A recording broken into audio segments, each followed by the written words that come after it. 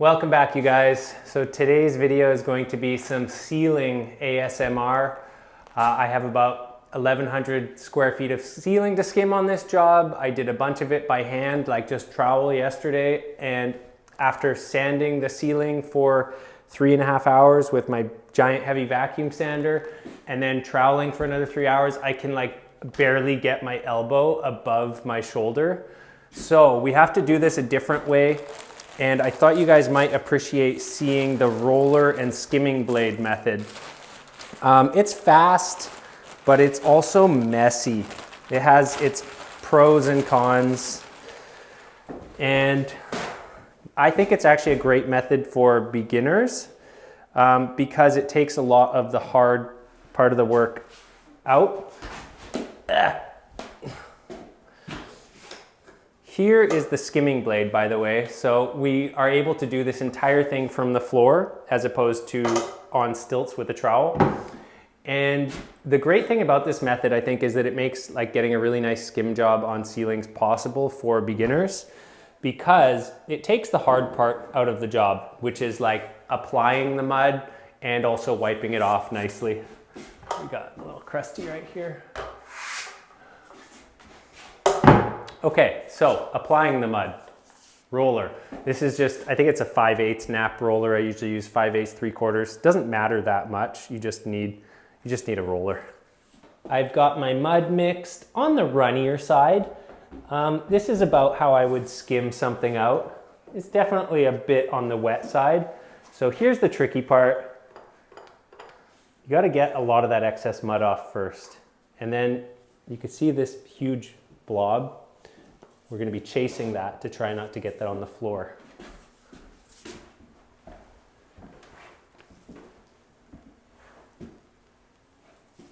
So that's actually harder than it looks.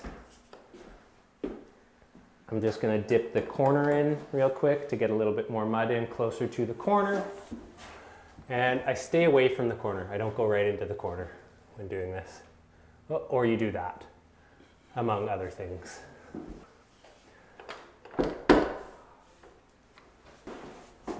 I really can't like do this slowly.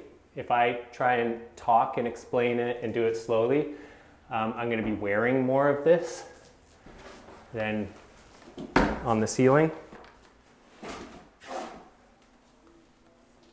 It's about speed. Getting this part of the technique can take a while. Just a half dunk here.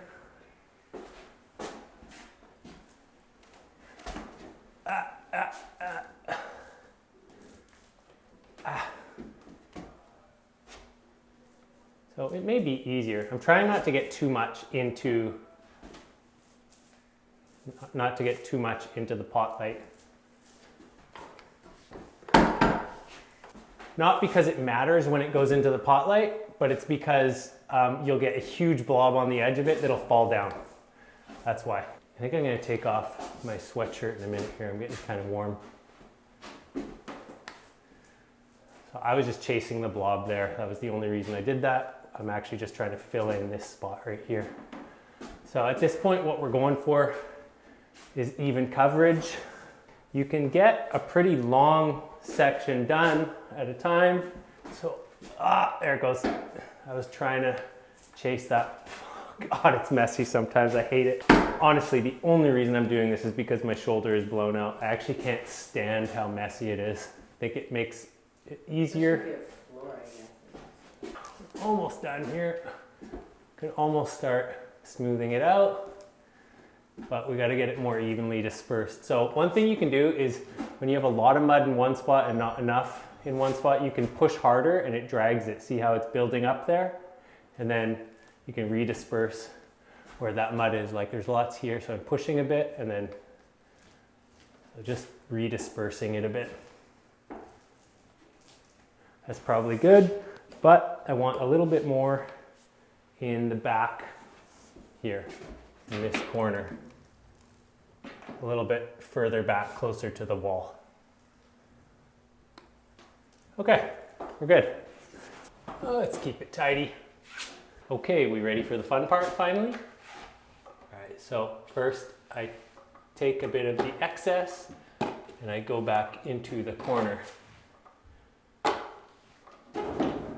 So on this side, we can get the corner, but the other side, it's not worth trying to get the corner, the parallel corner, just this one. Okay, so now for the satisfying part. That was not bad. A little bit empty right up there. We'll get that.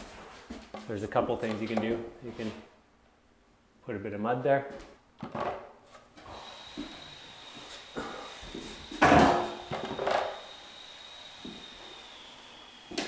I shouldn't have tried to get 2 passes before cleaning it off. That was greedy. Now I've made a mess. Big empty spot right there. This part of the ceiling is more out of level than the other parts. So we're starting off on kind of a harder spot. Okay, that's great. And let's put a bit extra right there.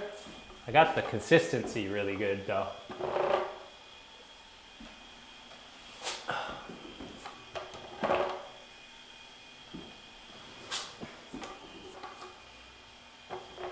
This is an 18-inch skimming blade, by the way, for anyone who's wondering. Okay, so we got a couple of nice lines there. I'll try to get them out. I might have to resort to a different tool if I can't get it out with this pass. That's pretty acceptable. Little one right here. And lovely. I can live with all of that. Bit empty there. Let's just go with it. Yuck. Don't like big globs on the floor or the wall. Let's see if we can pick up the pace here. I don't want to be here all day.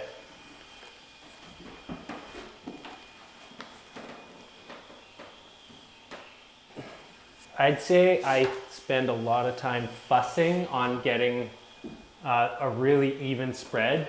Maybe a bit more than I need to, but it's because if you don't get a really even spread of mud, then you end up with a lot of hollows and voids. And so then you're going back over it again anyway, so. That's the 2 things I hate the most about this method are the blobs on the floor and my buckets get really messy. So it definitely bothers the very fastidious side of me because I can do so much of a tidier job by hand, and also one that requires a bit less sanding. But hey, the good news is my shoulder doesn't hurt right now, so that's really what this is about. It's about survival.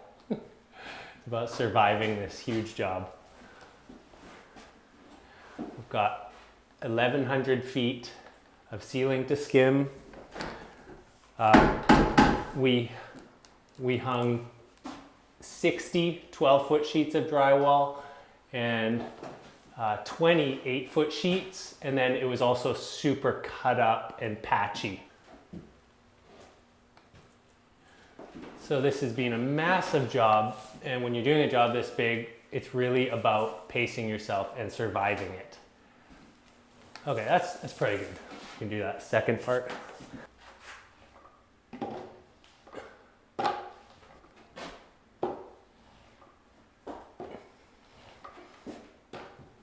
It really is satisfying though.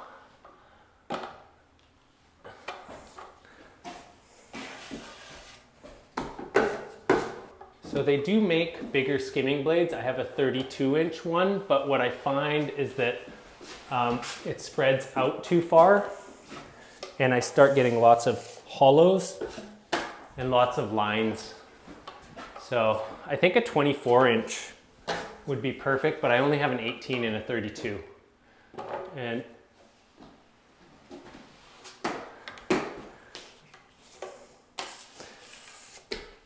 so when you use this, it's really very much the same as using a knife or a trowel in that, like, so in order to get rid of this, I'm putting pressure on this side of the blade. It applies all the same principles. It's just you're farther away from it. Sometimes it's not even worth messing around with those like you can just, that's pretty good.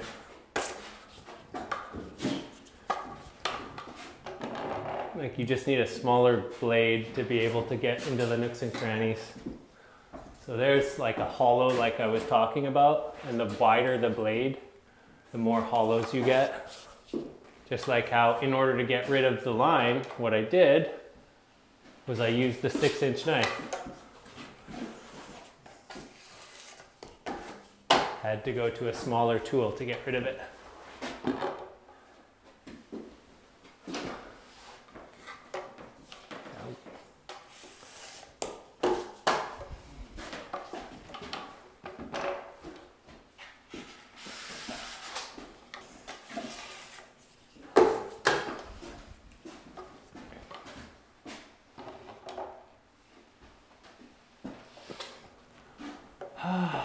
Chasing that line. That's good enough. All right, don't touch it.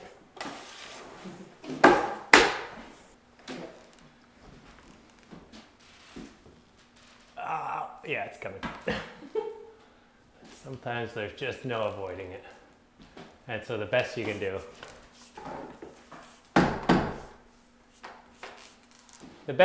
is don't stand under it when you see it coming.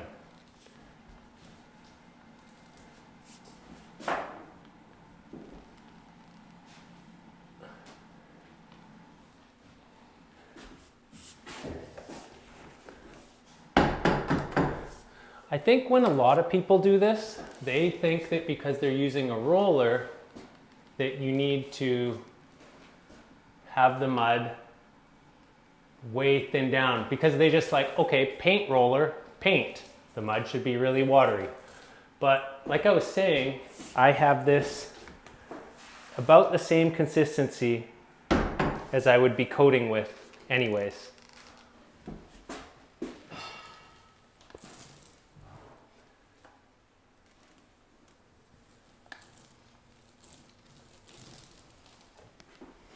I've found that this shaking can be a little bit hard on this part and this part, but it's just the price you have to pay. I got 2 roller handles. I got one that I use when I'm doing all this muddy stuff, and you can tell which one it is. And I got one that I use for other stuff. Not enough there, not enough.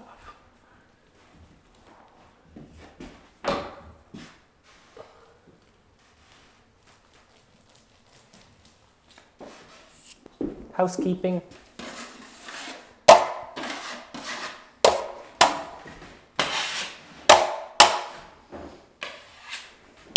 Keep it tidy. Keep your blade crusty free.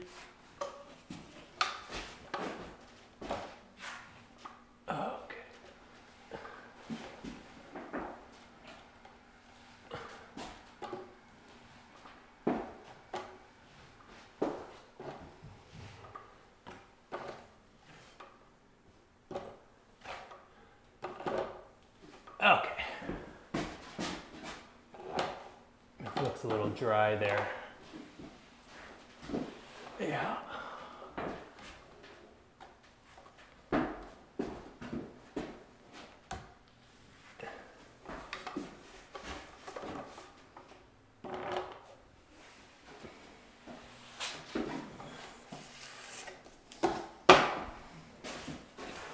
I'm not gonna fight this one.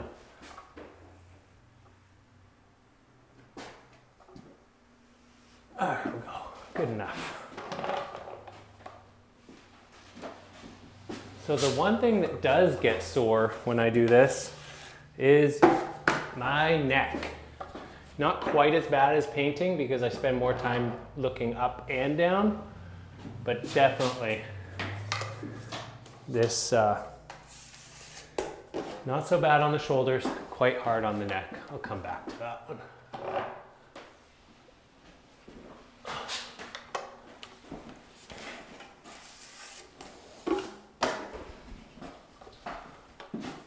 This leaves a slightly thicker coat than what I get by hand, which is nice in some ways. It means I have to sand more. I've said that a lot, but it's because it matters.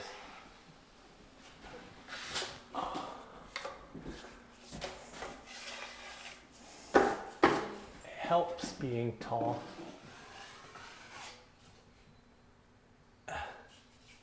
Get out. This is your standard 8-foot ceiling. I can uncomfortably reach 8 feet. I'm 6'1", if you're wondering.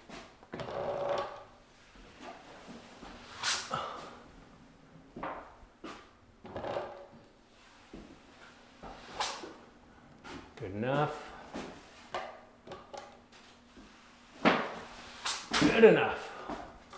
Everything else can be fixed. We got one little micro booger there. Maybe. Oh. Yep. Good enough. Can all be sanded out. Oh, my neck. Okay, second half. Oh, huge blob. Just gotta live with it. Didn't bring a bucket of water in here. Just overlap by a little bit, a few inches. I can't handle this. I need a bucket of water. That's bothering me so much. I always try and keep a bucket of water nearby because I hate the feeling of it building up on my hands. I feel like a little beetle or something. You know, after a person picks up a bug and the bug spends like 20 minutes cleaning itself.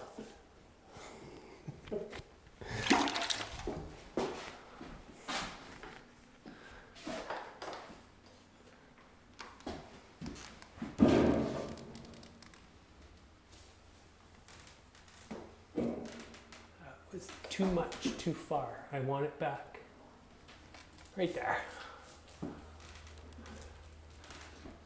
Oh, I saw that. I got close to you.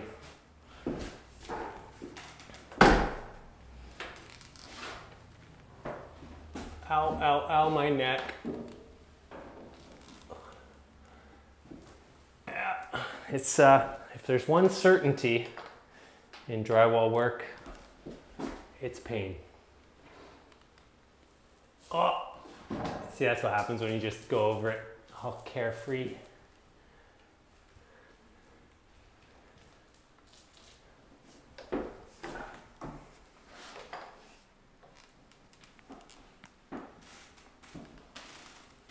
Pain and mess. Those are your two certainties. And believe it or not, I'm on the tidier end of drywallers.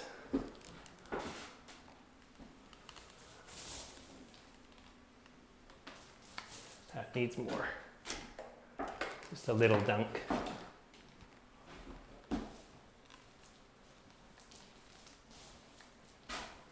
But at a certain point, you just know that you're going to be wearing this stuff and you got to stop sweating it. Taping day is the worst by far.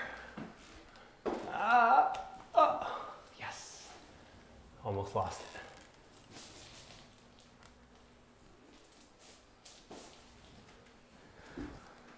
I'm going to try and get this in 3 sections.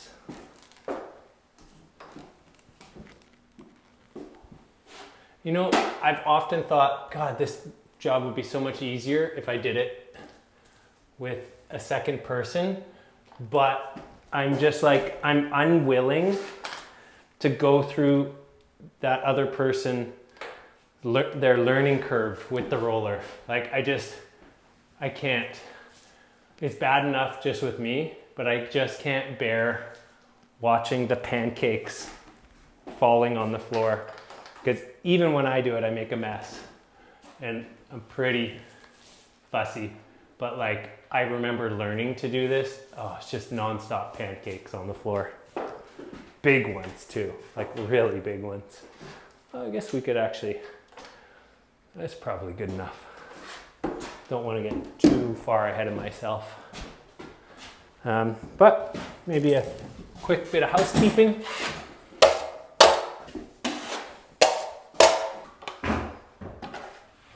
There it is.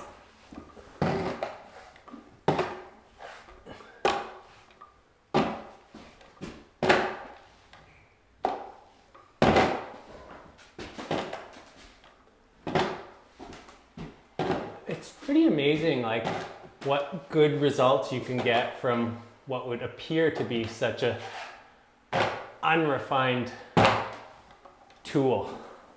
Like, it's just a blade on a stick. But it's amazing what a good job it does. Oh, no, it's like swinging left in baseball. I need a bit more right here. You can't see it, but I can.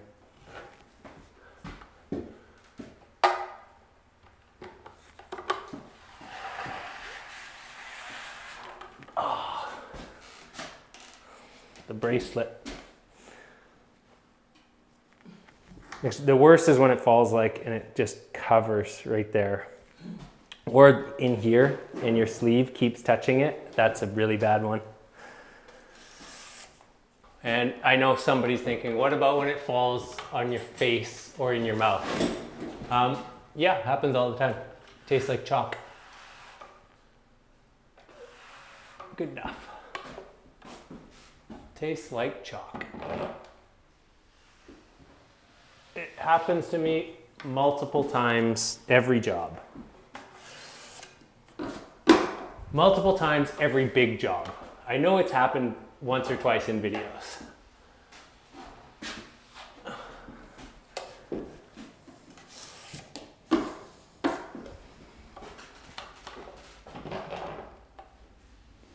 If I didn't, looks like I got a hair in there. Got a hair. It's there forever.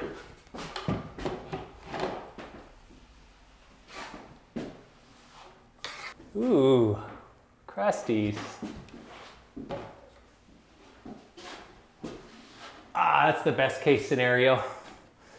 See, when the crusties just kind of mash in but don't leave streaks, like basically after sanding and 2 coats of paint, that'll disappear. Even better now. Now it's even more mushed. I'm far away from the bucket, very far from the bucket.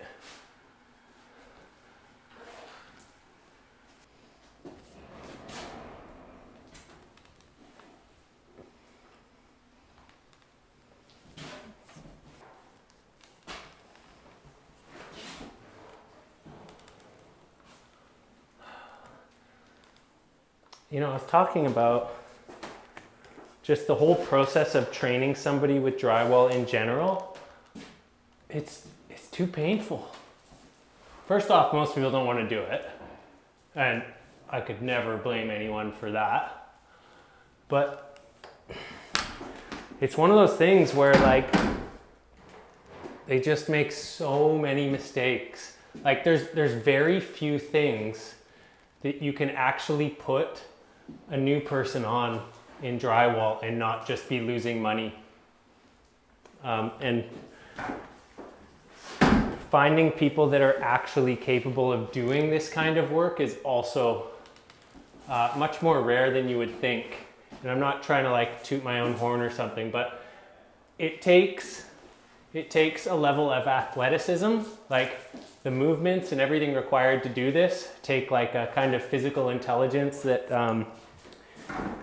athletes and dancers have. Like it really is kind of a dance, you know? So it takes a kind of physical intelligence that not a lot of people have. Kinetic intelligent, my wife says. Kinetic intelligence. I'm gonna just keep going. I'm gonna do the whole thing here.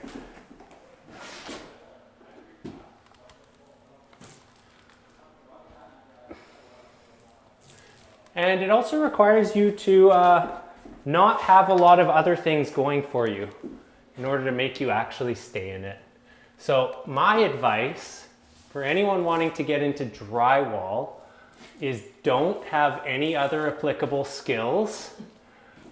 Maybe have some kids so that you're forced to be, so that you have to provide for somebody and can't opt out of going to work if you don't feel like it that day.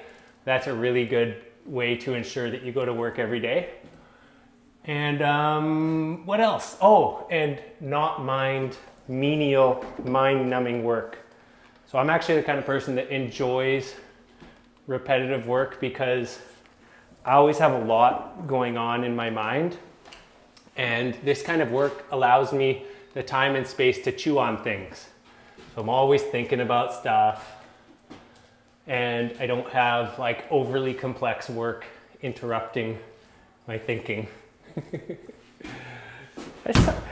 Sometimes I enjoy a challenge too, like, you know, some cabinets and finished carpentry and stuff. But a lot of the time I really do enjoy the repetitive tasks.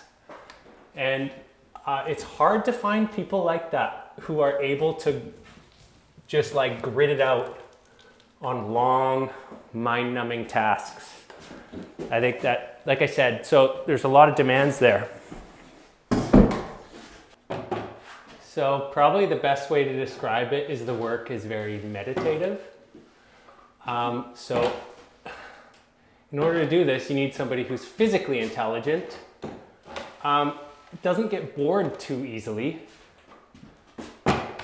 probably has dependents to force them to go to work, and doesn't have other options. And if that all lines up with your life, then you too can be a drywaller. Most people don't choose drywall. They wind up drywallers. It's kind of like roofing. Like, how many people do you know that were just like, I want to be a roofer? Man, not enough mud right there.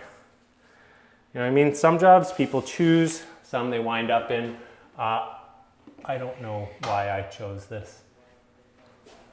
I chose this, well, one, I got good at it. And once people know you're good at this job, they tend to keep calling you. Two, I already mentioned it. I am an athletic person. Anybody who knows about my skateboarding or my skateboard channel knows what I spend my free time doing. And there's actually a lot of similarities between work that requires high physical intelligence and things like sports like skateboarding. It's very fluid, requires a lot of repetition. I guess my point is, you know, like I would be out there for hours at a time trying to learn, you know, some new trick on my skateboard. And the only way you get good at it is by trying hundreds and hundreds, if not thousands and thousands of times. That's how you get good at skateboarding, is mind-numbing repetition. And you just have to have the drive to keep doing it. And that comes from inside. You can't force anyone to have that drive. And so this is a very similar thing where let's get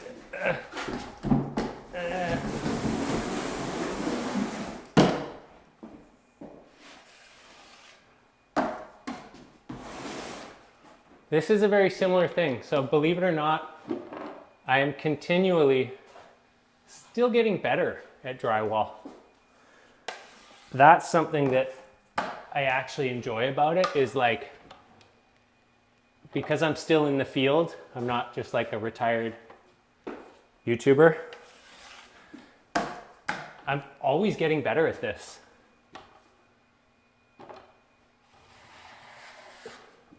So I think that's one of the reasons why I enjoy it. Oh, that was like a slam. That was like falling off my skateboard.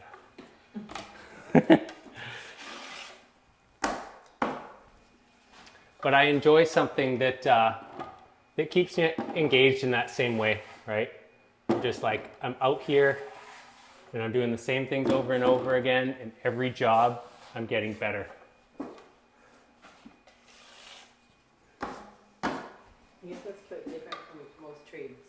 Yeah, you can't say that about everything. I mean, no, I think there's room for that in most trades, but this one is very physical in the way you improve.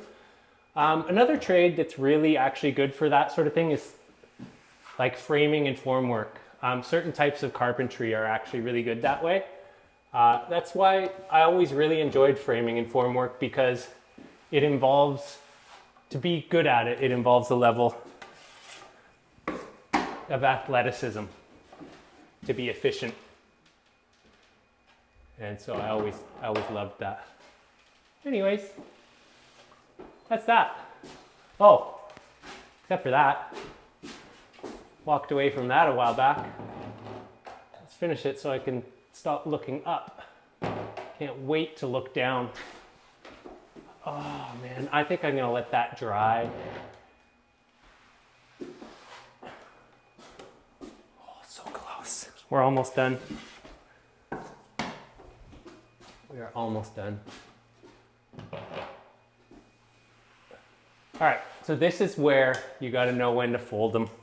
And I'm gonna give it one more pass. But all this stuff right here, I'd be better off to just leave it and put a quick skim on that part when this is dry enough. Or do that, it's good. It was worth it. It was like pulling a slot machine.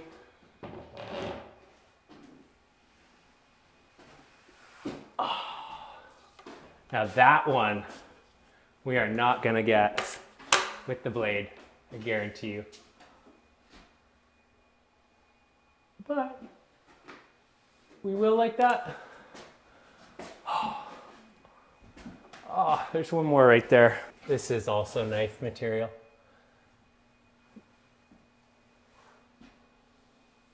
Good enough. Oh God, that is so painful. I would not go through that if I wasn't providing for 5 other people in my life. And 4 animals. And a cousin.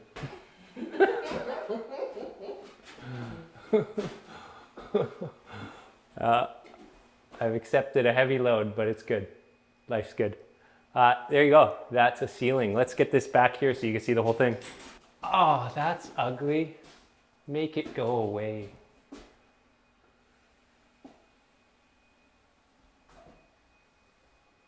And we got this little line right here. Make it go away. Good enough. That'll sand out. Oh. You know what I want right now, and this sounds bad, but I want something that like connects to my head, and then I can just like let my body go limp, and it'll like unseparate all my neck vertebrae. You know, just like hang a little bit. That's what I want right now.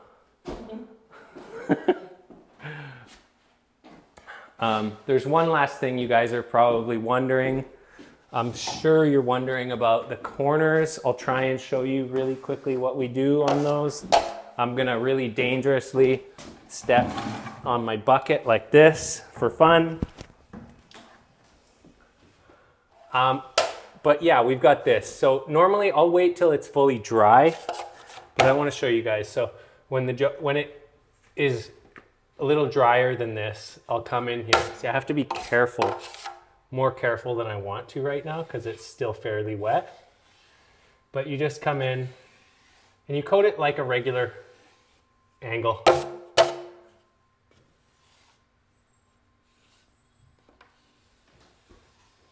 And so that's how we solve that. Yeah, there's a lot of little things dragging in the mud right there. But that's the solution to the corners. And once that's done, then it's ready to sand. Also, this is the final coat. So it had already been, the texture was sanded half off, and then it was skim coated, sanded, and then this was the final coat. So this is second coat.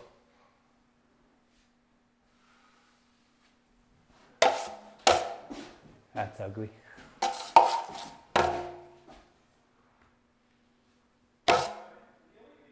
Being very gentle. You gotta kind of get a moving start. This is like, oh. It's like a little paint fleck. I think this is from the corners, from jamming the big blade into the corners, and it takes off the high nibs of the texture. So you gotta get like a moving start on this kind of stuff. Good enough.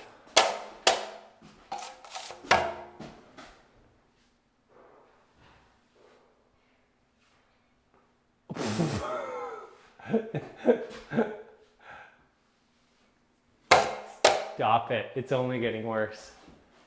We probably should have ended the video a while ago. I want to say thanks for watching, you guys. That is one way to skim a ceiling. Very effective. I'm happy with this. I think I'm just going to do walls for the rest of the day. I think ceilings are done. Hope you guys are doing really well. Till the next one. Huh?